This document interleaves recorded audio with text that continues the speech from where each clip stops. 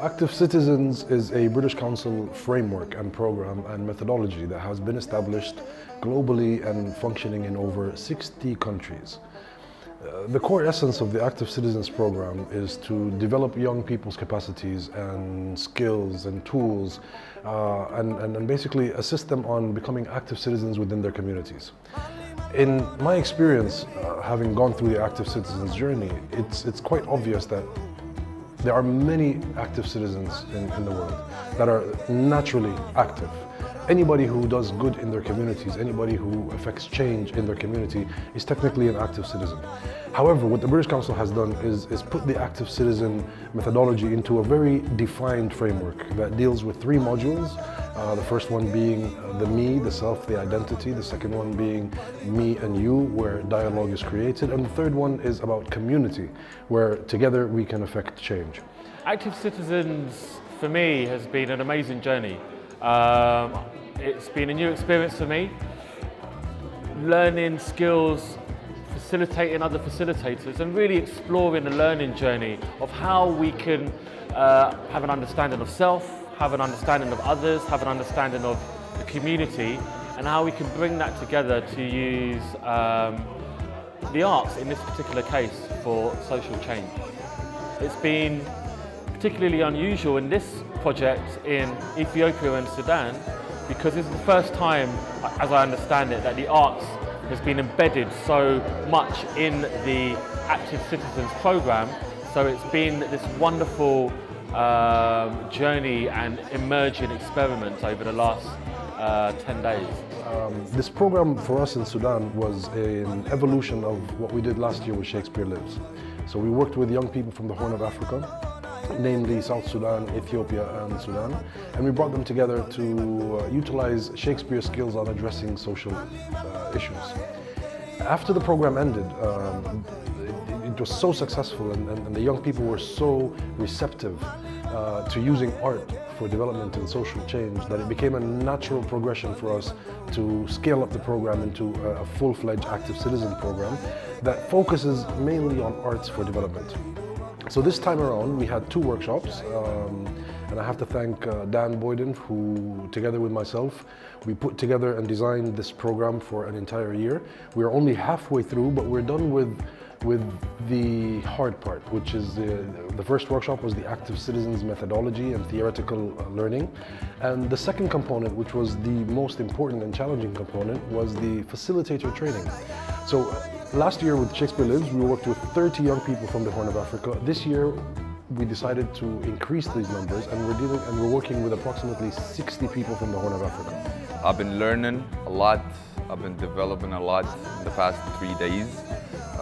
It's a short time, I know, but the positive vibes that I've been getting, the new ideas, the mentoring from the 3 dans, and everything, basically everything that I'm trying to consume is positivity.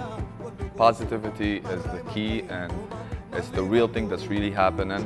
And I can see the projects are growing and the ideas are changing each and every day. Been working with, I've been participating actually in Active Citizen workshop since the beginning of the year, and this is the second part of the workshop. It's getting very intense after separating the groups and working on the proposal and working on the project. So now our project is mostly done. We're working now to find a name for our project. We're working on teaching school children theater and using theater and drama in addressing their issues. So in Active Citizens, my social action project focuses on education, basically how we can incorporate methodology of arts and creativity and the skills of creative human beings and incorporating that into education. It focuses on secondary school students in governmental schools in Addis, and we're trying to get the people to know that it's okay to have creative skills are employable skills, and they have in the long run helped us in many ways, and that parents should be supportive of it, and teachers could also benefit from methodology of arts in their teaching methodology as well.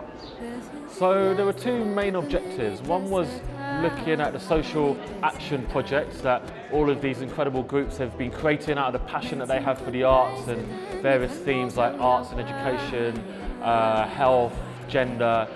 And the other part of what we've been doing in the workshops is looking at the facilitation process, so how we use our new skills and toolkit as facilitators to go into communities and help communities to really understand their power to become agents of ripples of change throughout the community. So these workshops have been profound and progressive, and it's been amazing to watch the journey that all these young artists have been taking the things which they think are important, and how that can translate from the communities, perhaps even towards the global communities as well.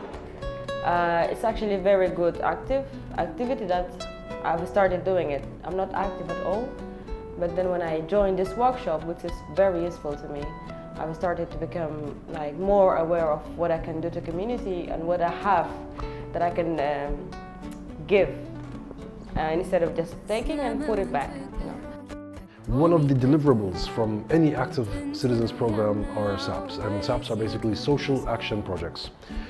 The purpose of the SAPs is of course to affect change in the long run, but the methodology drives young people to come up with different ideas for social action projects, which we as the British Council will assist by funding some of these projects. However, the seed funding is quite small, and therefore the purpose of the seed funding and the pilot projects is not for them to affect major change in their communities, but for them to experience and gain the confidence in their ability to affect change, even if on a small scale. Active Citizens is unique in its nature, and I think it's the first time to be able to employ all artists for a cause and activism. So that's the unique aspect of it, but it also, I think, highlights the idea that art is not something fancy and something leisure, but actually you can do something useful with it. It's one way of highlighting it.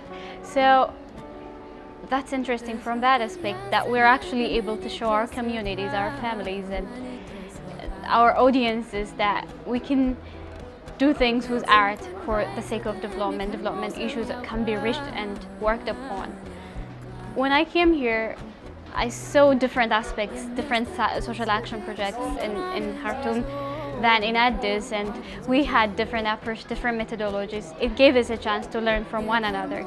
So the way we look at it, our social issues are slightly different, but the passion, a connection, the desire to work together is still there, and I think something great is going to come out of this project for the Horn of Africa, and I'm really looking forward to it. Our SAP project, the idea that we have, me and another doctor called Mayada, it is called the Art Clinic. The Art Clinic is trying to raise the awareness and the understanding of the importance of creativity and arts in healthcare.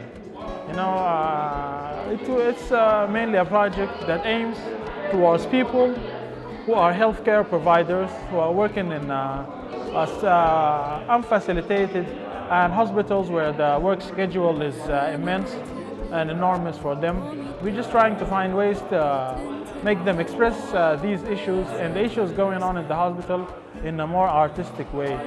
So we are trying to take from the facilitation skills that we had from these workshops, and maybe trying to give them to a group of people who serve the community and who I feel that are a little stressed.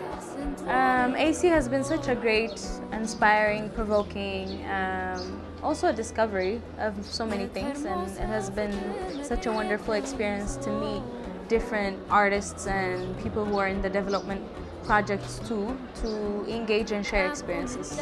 We'll be working on gender reconstruction to challenge the societal construction of gender regarding work, our education, our media narrations. will be targeting college students and high school students.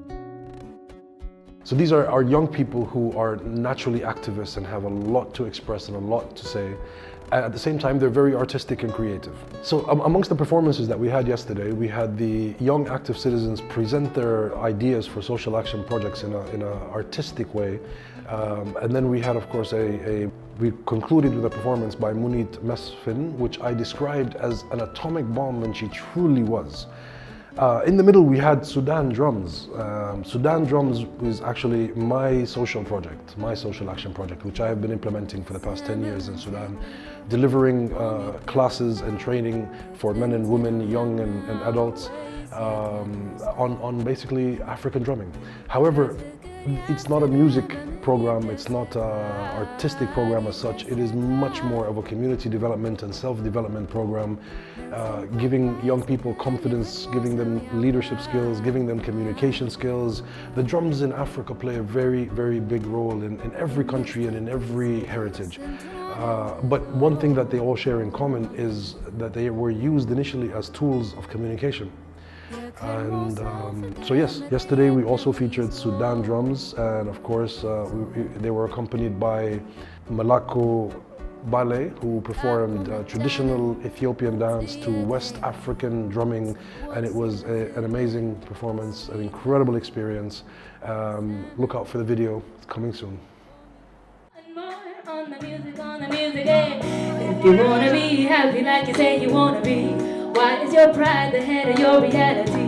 Whoa, think about it. Whoa, if you wanna be happy like you say you wanna be, are you addicted to assumptions, drama, and to jealousy? Whoa, go ahead and free your mind. Think of what you really need. Meditate and clarify.